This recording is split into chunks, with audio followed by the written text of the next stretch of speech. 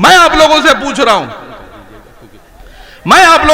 रहा हूं कि मुसलमानों में क्या दिक्कत है।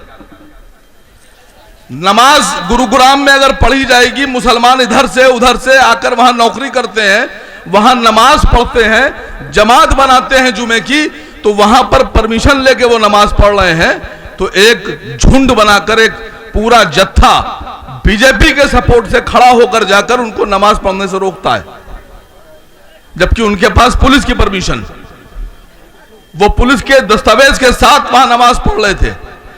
जाके वहां गोबर के कंडे लगा दिए गए।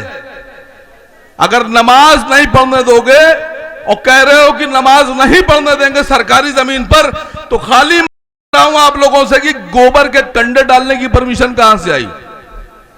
गोबर फैलाओगे सरकारी जमीन पर, नमाज नहीं पढ़ने दोगे। हमारी जितनी मस्जिदें हरियाणा में वक्फ बोर्ड के पास है उसको वापस किया जाए, आपके मन से मैं भारत सरकार से भी मांग करता हूं।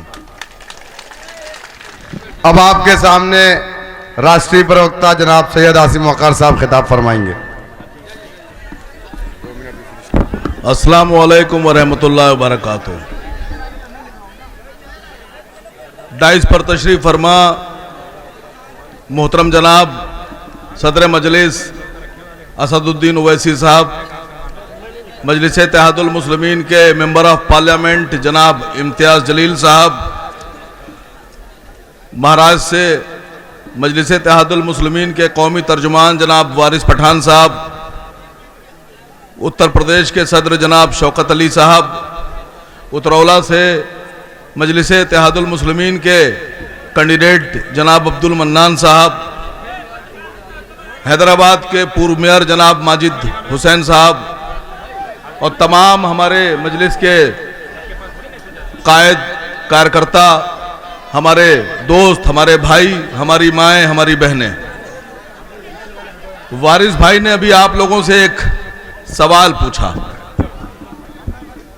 उसी को आगे बढ़ाते हुए मैं सिर्फ इतना कहना चाहता हूं कि अभी तक के आप 70 साल तक तमाम सेकुलर कहने वाली पार्टियों को वोट देकर उनके मुख्यमंत्री और उनके डिप्टी सीएम और उनके प्रधानमंत्री और उनके मंत्री बनाते आए। इस बार ऑल इंडिया मजलिस इत्तेहादुल मुस्लिमीन ने आपकी तरफ से यह मांग रखी है कि अगर तुमको हम 7%, 12%, 5% के वोटों के साथ अपना 20% जोड़कर तुम्हें मुख्यमंत्री बना सकते हैं, तो तुमने आज तक हमारे बारे में क्यों नहीं सोचा? आप लोगों से सवाल है कि आप भी गली गली ये पूछिए कि 4 बार समाजवादी पार्टी के लोग अपने नेता को मुख्यमंत्री बना रहे हैं, 4 बार मायावती जी मुख्यमंत्री बन रही हैं, कांग्रेस वाले भी बन रहे हैं, लेकिन एक बार भी उन्होंने कभी ये नहीं सोचा कि किसी मुसलमान को जिसका 20% वोट उनके वोटों में शामिल है उसको डिप्टी सीएम बनाएं। इस बार डिप्टी सीएम की लड़ाई और सीएम की लड़ाई है, लड़ेंगे। समाजवादी वाले बोलते, बहुजन वाले बोलते, कांग्रेस वाले राहुल गांधी जी, प्रियंका गांधी जी, उनके नेता बोलते कि जो बैठे हैं असद साहब ये बीजेपी के लिए काम करते, बीजेपी के एजेंट, हम लोग बीजेपी के एजेंट।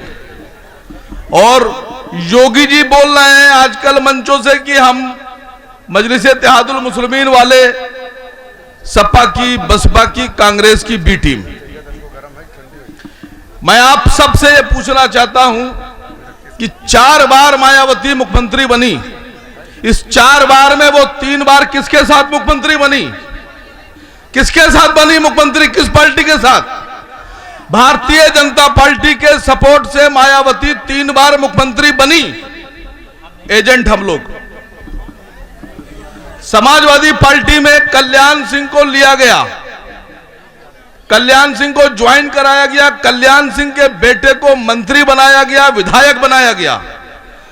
वो साक्षी महाराज जिसने ये बात कही कि बाबरी मस्जिद की शहादत में पहला फावड़ा उसने मारा, वो साक्षी महाराज जिसने ये बात कही कि बाबरी मस्जिद से जो ईंटें निकली थी उसमें से एक ईंट लेकर मैं घर आया तौबा नौज़बिल्ला, साक्षी महाराज कह रहे हैं कि एक ईंट बाबरी मस्जिद की लाकर बैतुल खला में लगाई, उसको भी समाजवादी पार्टी की तरफ से राज्यसभा का सदस्य बनाया गया, उसको भी लिया गया।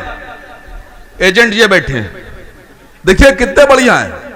नेता आप लेंगे, बीजेपी के साथ आप हाथ मिलाएंगे, मस्जिद शहीद करने वाले आपके साथ, बीजेपी के साथ सरकार आप बनाएंगे और एजेंट हम लोग। इस बार आपको जवाब देना है, सबको लेंगे, सारे लोगों को लेंगे। मुसलमानों से नफरत है, मुसलमान अगर साथ आएगा और उसको हक देना पड़ेगा और कुर्सी पे बिठाना पड़ेगा तो नहीं बिठाएंगे, बिल्कुल नहीं बिठाएंगे। लेकिन जिस सुनील सिंह ने हिंदू युवा वाहिनी के अध्यक्ष रहते हुए एक मंच पर यह बात बोली कि मुसलमानों की जो औरतें मर चुकी हैं उन्हें कब्रों से निकालकर उनके साथ तौबा नौज़बिल्ला गलत काम करो, उसको भी आप समाजवादी पार्टी की सदस्यता दिला सकते हैं, वो भी आपका नेता है। और अफसोस इस बात का है कि यहां के समाजवादी पार्टी भी उसको नेता मान रहे हैं। जो समाजवादी पार्टी के नेता हैं आपके विधायक जी, उसके भी नेता सुनील सिंह, शाहिद मंजूर साहब के भी नेता सुनील सिंह, सब जितने मुसलमानों के नेता समाजवादी पार्टी में हैं वो एक भी सवाल नहीं उठाने पर राजी हैं। मैं आप लोगों से पूछ रहा हूं, मैं आप लोगों से पूछ रहा हूं कि मुसलमानों में क्या दिक्कत है। नमाज गुरुग्राम में अगर पढ़ी जाएगी, मुसलमान इधर से उधर से आकर वहां नौकरी करते हैं, वहां नमाज पढ़ते हैं, जमात बनाते हैं जुमे की, तो वहां पर परमिशन लेके वो नमाज पढ़ रहे हैं, तो एक झुंड बनाकर एक पूरा जत्था बीजेपी के सपोर्ट से खड़ा होकर जाकर उनको नमाज पढ़ने से रोकता है, जबकि उनके पास पुलिस की परमिशन, वो पुलिस के दस्तावेज के साथ वहां नमाज पढ़ रहे थे। जाके वहां गोबर के कंडे लगा दिए गए। अगर नमाज नहीं पढ़ने दोगे और कह रहे हो कि नमाज नहीं पढ़ने देंगे सरकारी जमीन पर, तो खाली बताऊं आप लोगों से कि गोबर के कंडे डालने की परमिशन कहां से आई? गोबर फैलाओगे सरकारी जमीन पर, नमाज नहीं पढ़ने दोगे। हमारी जितनी मस्जिदें हरियाणा में वक्फ बोर्ड के पास है उसको वापस किया जाए, आपके मन से मैं भारत सरकार से भी मांग करता हूं। मैं बहुत वक्त आप लोगों का नहीं लूंगा। चुनाव में जनाब डॉक्टर मन्नान साहब आपके प्रत्याशी हैं। मजलिस इत्तेहादुल मुस्लिमीन की लड़ाई आपकी लड़ाई है, हक की लड़ाई है। मजलिस इत्तेहादुल मुस्लिमीन के जितने भी विधायक आप जिता के भेजेंगे वो आपकी आवाज बनेंगे और इंशाअल्लाह बहुत मजबूती से सरकार में मजलिस इत्तेहादुल मुस्लिमीन के बिना सरकार नहीं बनने जा रही है। यह बात मैं आप लोगों से कह रहा हूं। बच्चे लड़ो नहीं, मजलिस इत्तेहादुल मुस्लिमीन आप सबको यह यकीन दिलाती है कि इस बार आपका वोट आपके हक के लिए इस्तेमाल किया जाएगा और उत्तर प्रदेश की जो विधानसभा है उसमें जो कुर्सियां होंगी उन पर अबकी से आपका डिप्टी सीएम भी बैठेगा, लेकिन बिठाना आपको है। मैं अपनी बात खत्म करता हूं, वक्त नहीं है।